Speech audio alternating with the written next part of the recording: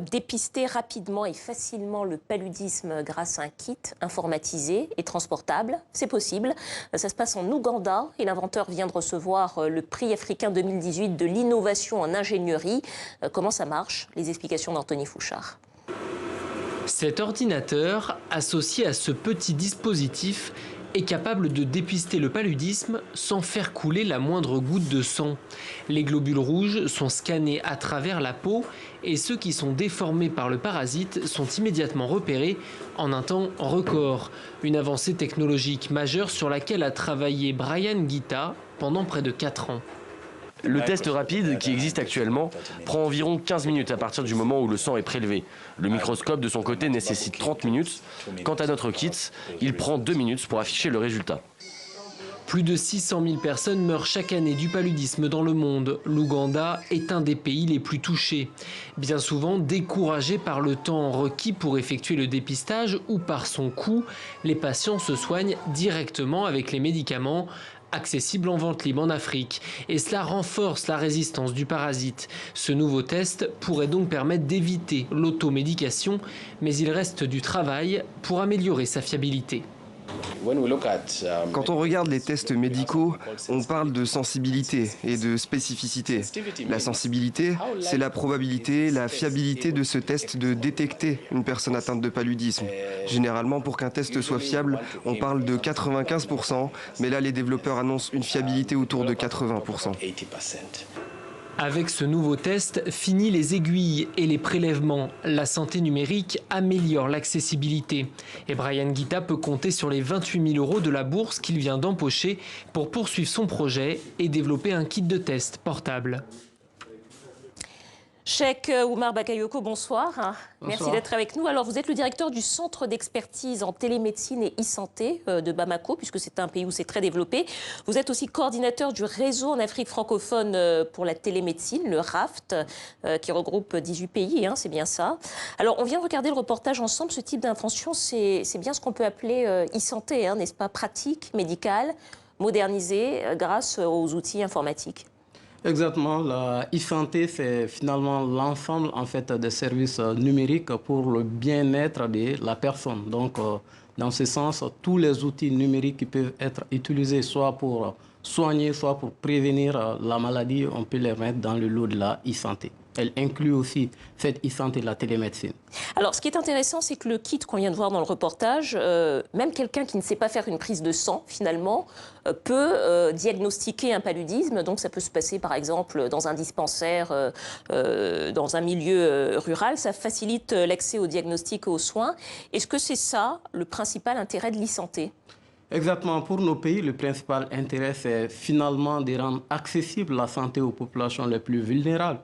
Puisque vous venez de le dire, une infirmière, une sage-femme pourrait utiliser ces kits, même si la personne n'est pas spécialiste, n'est pas médecin, pour diagnostiquer le paludisme et faire appel finalement aux spécialistes pour l'aider à une meilleure prise en charge. Alors, on dit souvent que cette médecine, on peut même l'appeler 2.0, hein, que c'est un enjeu de taille pour le continent. Qu'est-ce que ça peut changer en termes d'accès à la santé? On vient de le voir un petit peu, mais aussi en termes d'argent, budgétairement. Alors, ça peut beaucoup changer. Nous avons travaillé dessus ces 15 dernières années pour voir quel est l'impact réel économique de cette e-santé. Parce que lorsque on est dans un village reculé à l'intérieur du Mali et qu'une femme enceinte en situation d'urgence arrive et que vous lui dites de faire 500 km pour juste aller faire une échographie, dans le meilleur des cas, la femme ne va pas aller faire. Et parce que le problème de coût se pose, le problème d'accessibilité même par les voies terrestres se pose. Et lorsqu'on arrive à prendre en charge cette femme enceinte, on va l'éviter en fait le coût du transport pour aller dans la ville, on va l'éviter le coût en fait de payer le spécialiste dans la ville. Donc ça évite en fait réellement des dépenses qui sont souvent inutiles et coûteuses aux patients.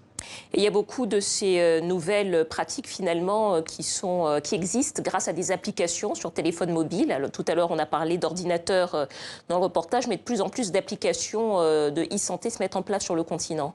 Exactement, vous avez vu quelques exemples tout à l'heure, mais un autre exemple qu'on peut citer, c'est la télédermatologie au Mali, par exemple, qui est soutenue par la Fondation Fabre, qui permet aujourd'hui, parce qu'il y a un manque de dermatologues à l'intérieur du pays, qui permet aux médecins généralistes de poser des diagnostics grâce à l'appui des spécialistes qui sont restés dans la capitale. C'est-à-dire comment ça se passe concrètement? Concrètement, on peut prendre une photo, c'est bien ça? Concrètement, ils ont un téléphone portable, ils ont un ordinateur, ils ont un appareil photographique. Ils peuvent prendre des photos de la peau et ils envoient à travers la plateforme de télédermatologie et les spécialistes dans la capitale vont interpréter et donner la conduite à tenir.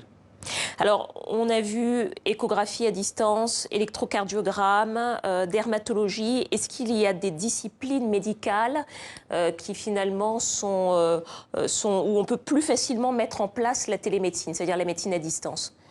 La médecine à distance peut facilement être mise en place dans beaucoup de disciplines. Donc, comme nous venons de voir, la dermatologie, la cardiologie, on ne va pas rêver les disciplines comme la chirurgie encore, ça ne peut pas être mis en place. Mais dans toutes les disciplines où on peut donner des conseils à distance, pour pouvoir orienter la prise en charge du patient, la télémédecine, elle est applicable. Alors vous dites que la chirurgie ne peut pas encore être mise en place, pourtant on sait que ça existe, qu'il y a aujourd'hui dans le monde des opérations qui peuvent se pratiquer à distance. Alors peut-être concrètement pour nos téléspectateurs qui ne savent pas exactement comment ça se passe, vous pouvez peut-être nous en dire un mot? Alors la téléchirurgie, ce serait de diriger l'opération chirurgicale d'un patient à distance. Pour faire ce genre d'action, il faut avoir des conditions technologiques qui sont assez fiables.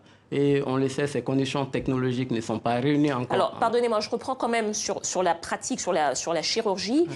Elle est dirigée à distance par un chirurgien qui connaît très bien la zone à opérer, mais sur place, qui opère?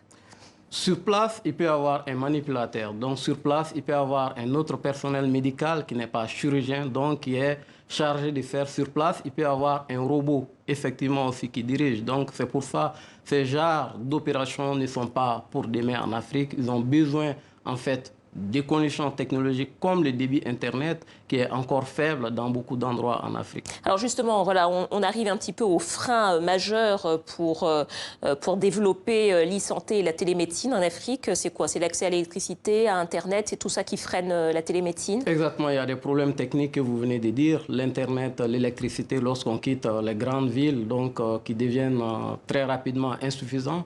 Il y a des problèmes qui sont liés aussi à la formation. Donc, il faudrait que les acteurs de la santé puissent être formés, mais aussi les acteurs techniques et tous les acteurs, y compris qui font la e-santé, donc puissent être formés. Dans ce cadre-là, nous lançons une initiative africaine donc, qui est appuyée par l'Observatoire e-santé, qui est une initiative de la Fondation Fabre.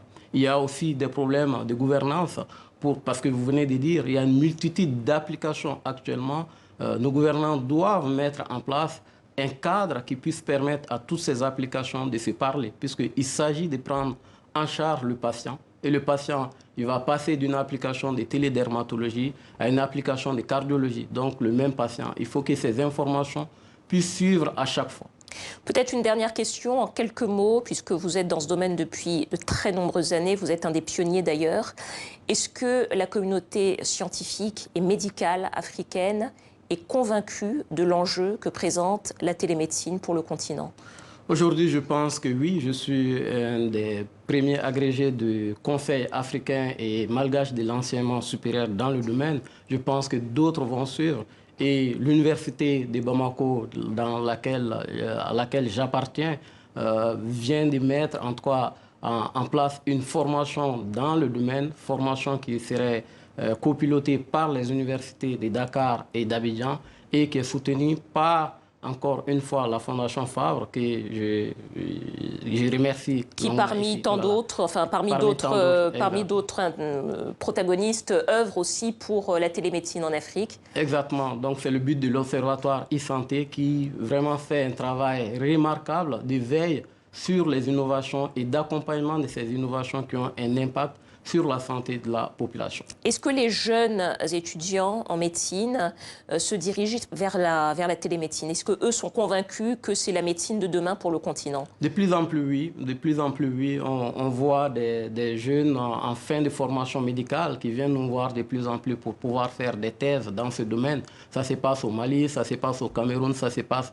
dans d'autres pays Donc, l'espoir est permis qu'il va y avoir d'autres spécialistes comme moi sur le continent. Et en tout cas, vous les encouragez, j'imagine. Professeur Cheikh Oumar Bagayoko, coordinateur du réseau en Afrique francophone pour la télémédecine, le RAFT. Merci beaucoup d'avoir répondu à